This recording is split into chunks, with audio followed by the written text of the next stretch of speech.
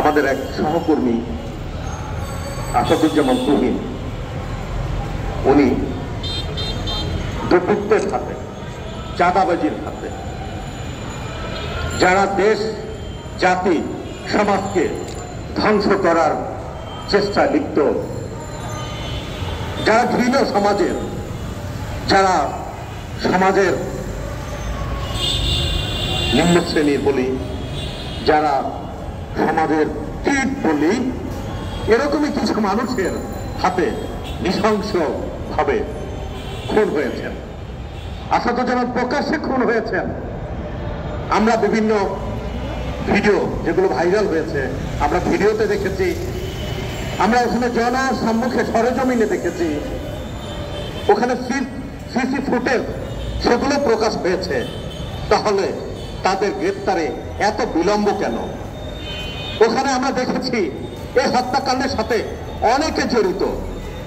আমি গভীরভাবে উদ্বেগ প্রকাশ করছি যে এখানে মাত্র 7 জনকে গ্রেপ্তার করা হয়েছে। সেখানে রিমান্ড চাওয়া হয়েছিল 10 দিনের, অথচ রিমান্ড কার্যকর হয়েছে 2 দিনের। এদেরকে আদৌ কোনো শাস্তি হবে?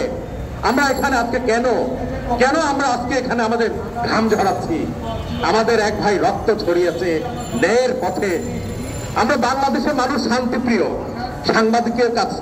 সাংবাদিকের কাছে আসলে কোনো জাতি ভেদ নাই, পলিটিক্স করে না, তারা সবার সমান, এরা সমাজের দর্পণ। সাংবাদিক যদি আজকের ভালো মন্দ চিত্র না তুলে ধরে, তাহলে আমরা তো একটা অন্ধকার জাতিতে পরিণত হব, পতিত হব।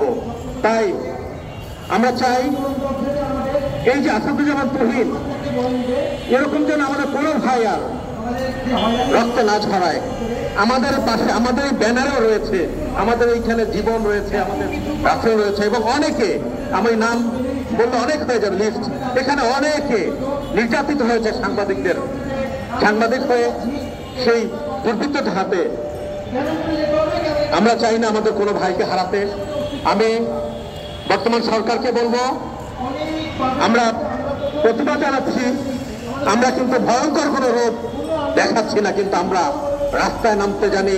আমরা কলম যেমন ধরতে পারি, আমরা লাঠিও ধরতে পারি। আমরা সারা বাংলাদেশ ব্যাপী কিন্তু আমরা রোড মার্চ কর্মসূচি পালন করব।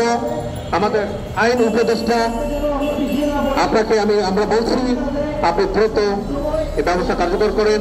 স্বাস্থ্যমন্ত্রী মহোদয় রয়েছেন, তথা আমাদের প্রধান উপদেষ্টার সমন্বয়ে সুন্দরভাবে একটা সুস্থ কমিটি এবং এদের উপযুক্ত বিচার, এবং আমরা চাই তাদের ফাঁসি কার্যকর করা। আমি আমার বক্তব্য দীর্ঘায়িত করছি না, ভালো থাকবেন সবাই। আসসালামু আলাইকুম। ধন্যবাদ শিকদার আরিফুল আলম টিটু সাহেবকে। এই পর্যায়ে আমাদের মাঝে বক্তব্য রাখবেন, যার বক্তব্যের